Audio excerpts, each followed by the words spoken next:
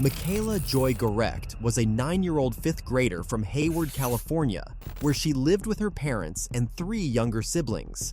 Michaela was known to be an exceptionally cheerful little girl that loved to sing, draw, and play tri-ominoes with her family. On her website, Dear Michaela, her mother Sharon writes, "Michaela was my first child, the desire of my heart for over 5 years before she was born, finally conceived only with the assistance of a prescription for fertility pills. She was the first person to curl her little tiny hand around my fingers and around my heart, the first one ever to call me Mommy." On Saturday, the 19th of November, 1988, Michaela pulled on a pair of blue jeans, black shoes, and a white t-shirt with the word Metro on the front, before sitting down to eat breakfast with her family.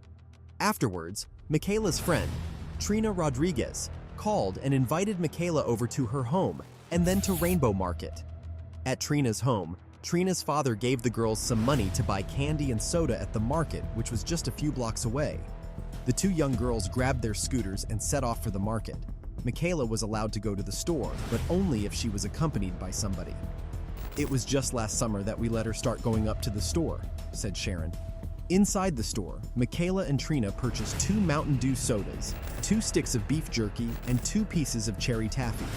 Upon leaving the market, the 2 friends started to walk home, completely forgetting about their scooters, which they had left just outside the door. When they realized, they rushed back to the market, but found only 1 scooter sitting where they left them. Michaela noticed the second scooter further down the parking lot, leaning against a parked car. As she went to lift the scooter, a young man with long blonde hair appeared from the car and grabbed Michaela under his arm and shoved her into the car as she screamed for help. Trina witnessed the entire ordeal unfold and rushed back to the store to get help. The cashier subsequently called police, who arrived at the scene within minutes. Word of the abduction quickly spread around the neighborhood, and a neighbor drove to Michaela's home and told her father, Rob Garecht, that his daughter had been kidnapped. When police arrived at the abduction scene, they took Michaela's scooter off to be examined for fingerprints. Upon questioning any potential witnesses, a Rainbow Market cashier, Rona Ronalon, said she had seen the kidnapper acting suspiciously in front of the store. "I thought he was looking to rob the store or something," she said. "He went by very slowly and looked in the window. I think he was watching the girls." A composite sketch of the abductor was drawn up based on information given by Trina. He was described as being between 18 and 25 years old, with dirty blonde shoulder-length hair. He was slender, had severe acne, and was wearing a white t-shirt. The description of his vehicle was conflicting. Witnesses said it was a 4-door older model that was either tan or burgundy with mud or concrete splatters. Several neighbors of Michaela came forward to report that their daughters had been accosted by a man who resembled the composite sketch of the man who kidnapped Michaela. One woman said the man tried to lure her daughter into his pickup truck just days before the abduction. By Sunday, the FBI joined in on the investigation and sent 6 agents to Hayward. One of the first lines of inquiry was to run computer checks on possible suspects who matched the kidnapper's description. As is typical protocol when it comes to child abductions, police also examined photographs of registered sex offenders in the area to see if any matched the description given of the man who abducted Michaela. Police even followed a tip given by a physic who claimed that Michaela was under a tree next to a pond in Garin Park. They found nothing. The search took an even more disappointing turn when Hayward police discovered that Michaela's scooter didn't contain any fingerprints left behind by her abductor, but instead palm prints that were untraceable. Following the abduction, the community rallied around the Garecht family. Volunteers blanketed the surrounding area with posters showing Michaela's face emblazoned on the front. Both the parents of Amber Swartz Garcia and Kevin Collins, other kidnapping victims from the Bay Area, came to the Garecht home to offer support. Fighting back tears, Sharon appeared on television in the days following the abduction and begged the kidnapper to drop Michaela off on a street corner where she could find her way home. Addressing her daughter, she said, "I love you and we're praying for you, and even though I don't know where you are physically, you're with me in my heart." While police announced that they were assuming he, the kidnapper, lives in the local area, the search for him and Michaela soon expanded to other parts of the Bay Area. They called for a helicopter armed with an infrared camera to comb the rugged hills and canyons that California is famous for. "We spotted a few things we feel were long shots, but what they were really animals. said Sergeant Randy Perrin. In addition to the helicopters, assistance came in the form of horses, bloodhounds, and volunteers on foot. They searched inch by inch in the hopes that somebody could find some evidence as to what happened to Michaela. As the weeks passed by with no fresh leads, Hayward police sent out 40,000 flyers with a picture of Michaela on the front, beside the composite sketch of her abductor. It was the start of a nationwide search as opposed to a statewide search.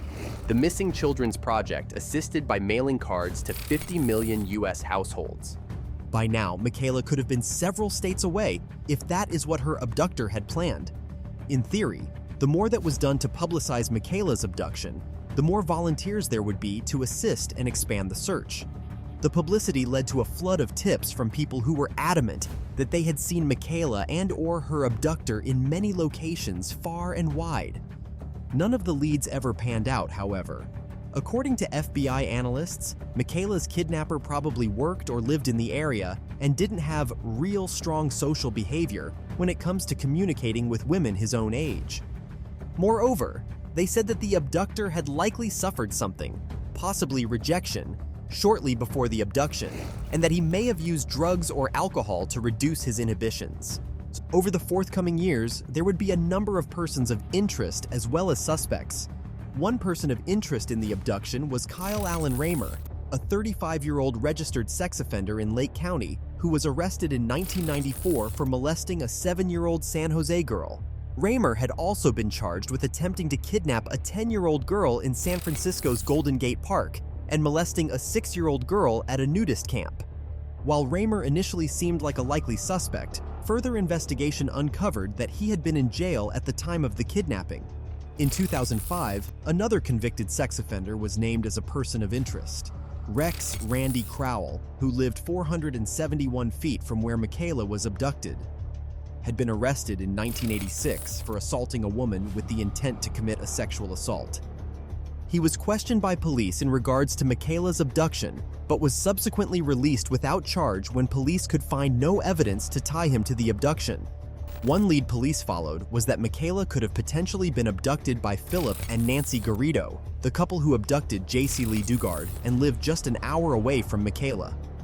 After a thorough investigation, however, police could find no evidence that the cases were connected. While it was determined that Philip and Nancy Garrido were not involved, the news of the discovery of J.C., who was abducted 18 years prior to her discovery, was the glimmer of hope that Sharon had been waiting for. That totally revolutionized everything I had been thinking. As more and more information came out, I started to understand how she might be somewhere and have the ability to free herself, but not want to. Another suspect came to light in 2012 when Wesley Shermaine, one of the Speed Freak killers, wrote a letter to the Stockton Record newspaper claiming that his partner, Lauren Herzog, was responsible for the abduction of Michaela, adding that Herzog looked eerily like the composite sketch of the suspect. Several years later, it was revealed that a San Joaquin sheriff's deputy excavating a well where the duo discarded victims found a pair of shoes that were similar to those Michaela was wearing when she vanished. For reasons known to only the San Joaquin Sheriff's Office, they refused to allow Hayward investigators to examine the shoes or even view the shoes. Herzog was never interviewed in regards to the abduction of Michaela as he committed suicide in 2012.